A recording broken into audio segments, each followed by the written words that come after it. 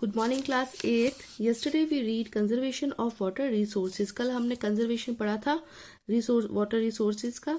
आज हम पढ़ेंगे डू यू नो से। रेन वाटर जो है वो एक ऐसी प्रोसेस है जो कलेक्टिंग जो रेन वाटर होता है जो छत के ऊपर रूफ टॉप के ऊपर और डायरेक्टिंग जो आता है वो अप्रोप्रिएट जो लोकेशन होता है जहाँ पर स्टोर करते हैं हम लोग फ्यूचर यूज़ के लिए। कई बार आपने देखा जब बारिश का पानी जब आता है तो लोग उसको स्टोर करके रखते हैं फ्यूचर यूज़ के लिए। On an average, one spell of rain for 2 hours is enough to save 8,000 litre water.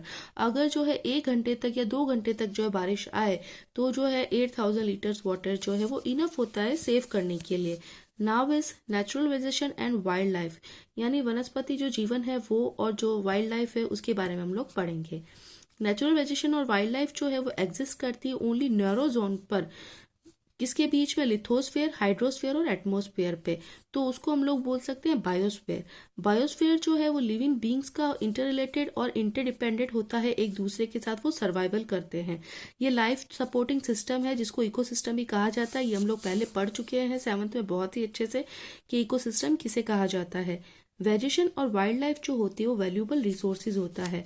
Plants जो है वो हमें प्रोवाइड करते हैं टिम्बर और शेल्टर देते हैं, एनिमल्स को प्रोड्यूस करते हैं ऑक्सीजन जिससे हम ब्रीथ करते हैं, प्रोटेस्ट सॉइल, सो उससे क्या करते हैं हम लोग क्रॉप्स ग्रो करते हैं जो उसके लिए ज़रूरी होता है। सबसे ज़्यादा हम लोग देखते हैं कि अगर क्रॉप्स जो है वो ग्रोइंग करनी है तो सॉइल कैसी होनी चाहिए, अच्छी होनी चाहिए। अगर मिट्टी उपजाऊ होगी तो क्रॉप्स भी अच्छी होगी। एक्ट एज शेल्टर बेड्स, जो हम लोग जो आश्रय लेते हैं उसके लिए। Help in storage of underground water, जो भी अंडरग्राउंड वाटर हम लोग स्टोरेज करते हैं उसकी हेल्प के लिए।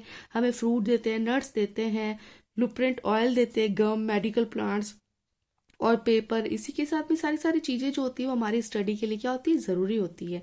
ये सारे के सारे जो है असंख्य है, यानी प्लांट्स के लिए हम लोग uses, these are innumerable uses of plants. तो हम लोग उसकी जो गणना ही नहीं कर सकते, गिनती नहीं कर सकते, इतने सारे यूजेस होते हैं प्लांट्स के लिए। और यू कैन ऐड सम मोर, और आप जो है उससे उसके साथ ही बहुत ज़्यादा जो है ऐड भी कर सकते हैं। वाइल्ड लाइफ जो होती है वो इंक्लूड करती है एनिमल, बर्ड्स, इंसेक्ट को, जैसे कि एक्वेटिक लाइफ, यानी कि जो पानी के अंदर जो रहने वाली जो लाइफ, पानी के अंदर जो भी रहते हैं ना जीव जंतु, उनको उनकी लाइफ ये फॉर्म्स करती है तो वो उसको प्रोवाइड करते हैं मिल्क, मीट, हाइड्स, खाल और वूल। इंसेक्ट जो होती है वो लाइक बीज की तरह होते हैं जो कि उन्हें हनी देते हैं, हेल्प करते हैं पॉलिनेशन। पॉलिनेशन जो होता है कैसा ट्रांसफर होता है पॉलन का, जो एक मेल पार्ट करता है एक प्लांट के अंदर फीमेल पार्ट के साथ में, ठीक है। पॉलिनेशन जो फ्लावर्स का होता है तो बहुत ही इंपॉर्टेंट रोल करता है इकोसिस्टम के साथ में। हमने फ्लावर्स का भी इकोसिस्टम पढ़ा, इकोसिस्टम हम सब पढ़ते हैं ना, किसके साथ और किस तरह का इकोसिस्टम किया जाता है। तो बर्ड्स जो वो फीड करती है इंसेक्ट के साथ में और एक्ट करती है डिकॉम्सोर्स एज वेल, ठीक है। वल्चर जो होता है वो due to its ability to feed, ये वल्चर जो होता है इसका कारण होता है कि इसकी एबिलिटी जो होती है वो फीड करने के साथ में जो डेड जो लाइव्स जो पशु जो होते हैं उसको जो है सड़क, मतलब स्कैवेंजर एक तरह से जो है कूड़ा हटाने के साथ में, और कंसीडर करते हैं एक वाइटल क्लींजर एनवायरनमेंट के लिए, ताकि जो है एक महत्वपूर्ण जो है हमारे जैसे कई बार हमने देखा है ना, कई जीव जंतु जो है मर जाते हैं फिर उनको हटाया जाता है जिससे कि एनवायरनमेंट क्लियर रहे, अदरवाइज वहाँ पर बहुत सारे छोटे छोटे कीड़े मकोड़े जो हो जाते हैं। तो इसकी एनवायरनमेंटली क्लींजर के लिए भी उनको जो है स्कैवेंजर हटाया जाता है। सो एनिमल्स जो होते हैं बड़े या छोटे सभी जो होते हैं इंटरकल होते हैं, मेंटेनिंग बैलेंसिंग करते हैं इकोसिस्टम के अंदर।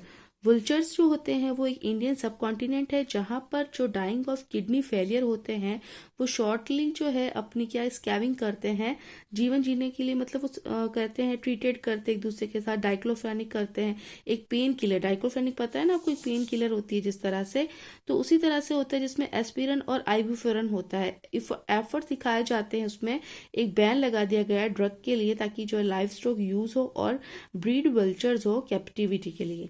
Next is distribution of natural vegetation. तो जो ग्रोथ होती है वेजिटेशन की वो डिपेंड करती है प्राइमरी टेम्परेचर और मॉइस्चराइजर के ऊपर, ये तो सबको पता है, तापमान के ऊपर और उसकी नमी के ऊपर डिपेंड करता है। मेजर वेजिटेशन टाइप्स जो होता है वर्ल्ड में वो ग्रुप्ड होता है फॉरेस्ट के साथ में, ग्रासलैंड के साथ में, स्क्रब्स के साथ में और टुंड्रा के साथ में। एरिया में जिसमें हैवी रेनफॉल होती है, ह्यूज ट्रीज होती है, वहां पर ये जो फलते फूलते रहते हैं। फॉरेस्ट जो होते हैं वो एसोसिएटेड होते हैं एरिया के साथ में जिसमें कि वाटर सप्लाई जो है अब्यूडेंट होता है। जैसे ही अमाउंट जो होता है मॉइस्चर का वो डिक्रीज करता है साइज ऑफ ट्रीज के साथ में और उसकी डेंसिटी के साथ में रिड्यूस होता रहता है। शॉर्ट स्टंटेड ट्रीज जो होते हैं, छोटे कद की जो ट्रीज होते हैं, वो ग्रासेस करते हैं एज रीजन्स जो हमारे क्षेत्र होते हैं मॉडरेट रेनफॉल जहाँ पर फार्मिंग होती है, ग्रासलैंड होता है वर्ल्ड में, थ्रोनी जो झाड़ियाँ होती है और स्क्रब्स जो होते हैं वो ग्रो करते हैं ड्राई एरिया में जहाँ पर रेनफॉल जो है लो होती है। सच कुछ एरिया ऐसे होते हैं जहाँ पर प्लांट्स जो है वो डीप रूट्स करते हैं और लीव्स जो होते हैं वो थ्रोनी और वैक्सी होते हैं, मतलब सॉफ्टी जिसको हम लोग बोलते हैं। सरफेस जो होती है वहाँ पर रेड्यूस और मॉइस्चर होता है किसके द्वारा, ट्रांसपिरेशन के द्वारा। टुंड्रा वेजिटेशन जो है वो कोल्ड पोलर क्षेत्र है जो कंप्राइज करता है मॉसिस एंड लाइकेंस, मॉसिस दलदल और शैवाल जिसको हम लोग हिंदी में बोलते हैं। टुडे हम लोग देखते हैं कि बहुत सारे लोग हैं वर्ल्ड में जो कि 2 सेंचुरीज बैक चल रहे हैं, 2 सेंचुरीज बैक ही चल रहे हैं to feed the growing number. Large area जो फॉरेस्ट के होते हैं उसके साथ में जो है वो ग्रो क्रॉप्स करते हैं। फॉरेस्ट जो कवर होते हैं ऑल ओवर वर्ल्ड में वो लगभग गायब ही हो चुके हैं। यहाँ पर एक अर्जेंट नीड है कि इस वैल्यूएबल रिसोर्स को क्या किया जाए, कंजर्व किया जाए। Conservation of natural vegetation and wild life. Forest जो है वो हमारी वेल्थ है। प्लांट्स जो हमें शेल्टर देते हैं एनिमल्स को और उसके साथ ही वो मेंटेन बनाए रखते हैं इकोसिस्टम को। जब क्लाइमेट चेंज होता है और ह्यूमन इंटरफेरेंसेस करते हैं तो उसका हम लोग कह सकते हैं उसका कारण होता है कि जो लॉस ऑफ नेचुरल हैबिटेट्स होता है प्लांट्स के लिए और एनिमल्स के लिए। कई स्पाइसीज ऐसे होते हैं जो कि इन सब की चपेट में आ गए और उसी के साथ कुछ जो है वो विलुप्त हो गए, मतलब उनका कोई जो है नामो निशान तक नहीं रहा। वनों की कटाई हो गई, सोइल इरोक्शन हो गया, कंस्ट्रक्शन एक्टिविटीज़ हो गई, फॉरेस्ट फायर्स हो गया, सुनामी आ गई, लैंडस्लाइड हो गए। ये सब ह्यूमन और नेचुरल फैक्टर्स हो गए जहाँ पर जो है प्रोसेस मतलब सब कुछ जो है विलुप्त हो चुका है सारी की सारी रिसोर्सेज के साथ में। उसमें से एक मेजर कंसर्न जो है वो है कि एक sharp decline number of particular spices का ही रहा है। जैसे हम लोग देख सकते हैं ब्लैक डक जो है उसको भी प्रोटेक्शन की ज़रूरत है ना। ये loss of rainforest in great Nicobar after tsunami आई तो उसके बाद जो है कितना बड़ा नुकसान हो गया।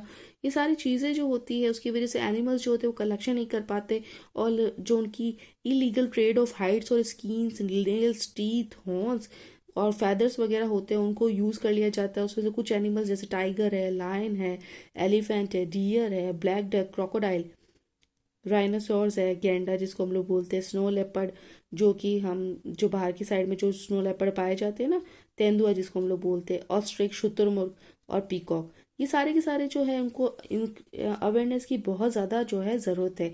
नेशनल पार्क है, वाइल्ड लाइफ सेंचुरीज है, बायोस्फीयर, उसको रिजर्व करके और प्रोटेक्ट करके हम लोग नेचुरल वेजिटेशन और वाइल्ड लाइफ को सुरक्षित रख सकते हैं। कंजर्वेशन जो होता है क्रीक्स का, लेक्स का, जो खाड़ियाँ वगैरह होती है ना, और लेक्स जो झीलें होती हैं, वेटलैंड्स होते हैं, ज़रूरी है कि उनको जो प्रीशियस रिसोर्स जो है उसका क्या हो गया, डिप्लेशन हो गया, उनका ह्रास हो गया, वो नीचे गिरते चले गए। यहाँ पर एक बैलेंस एनवायरनमेंट में हो सकता है अगर रिलेटिव नंबर ऑफ स्पाइसेस जो डिस्टर्ब ना हो। ह्यूमन एक्टिविटी जो है कई सेवरल पार्ट्स पर होती है वर्ल्ड में जिससे कि नेचुरल हैबिटेट जो है वो जो है डिस्टर्ब हो जाती है। बहुत सारी जातियाँ जिसको हम लोग बोलते हैं। अब हम लोग देख सकते हैं झुंड एलिफेंट का जो है कजारुका नेशनल पार्क में है, इसकी पिक्चर आपको दे रखी है।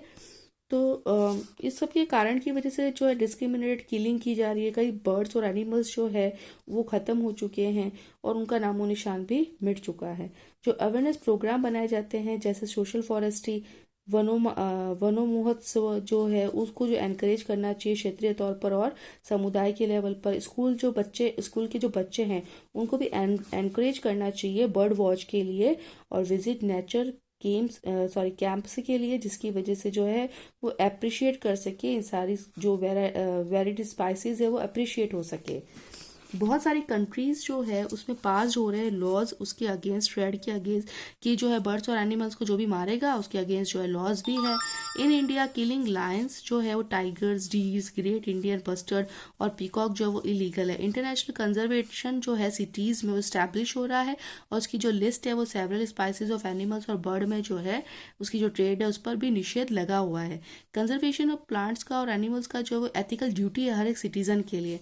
अब फॉरेस्ट फायर जो है वो एक एंटायर रीजन है फ्यूना और फ्लोरा के टाइम पर। ये हमेशा अकर करता है 3 रीजन को। कैसे? नेचुरल फायर जो होती है वो लाइटनिंग के द्वारा होती है। दूसरी फायर जो होती है वो हीट जनरेटेड करता है litter due to carelessness of people, ठीक है, लोगों की केयरलेसनेस के कारण। उसके अलावा फायर जो है वो प्रपोजली कोज्ड होता है वहाँ के रहने वाले लोगों के द्वारा, कुछ शरारती और बदमाश लोग जो होते हैं उनके द्वारा। सम कंट्रोल मेजर्स, अब इसको कंट्रोल कैसे कर सकते हैं? Prevention of fire through education, शिक्षा के द्वारा जो है फायर को रोका जा सकता है। प्रमोट करके कि फायर जो है वो well coordinated network of observation points के द्वारा हो, एफिशिएंट ग्राउंड पेट्रोलिंग और कम्युनिकेशन नेटवर्क के द्वारा। ओके, आपका लेसन जो है वो खत्म हो चुका है। तो अब जो मल्टीप्लाई क्वेश्चन जो है वो हम कल करेंगे। Till then, thank you.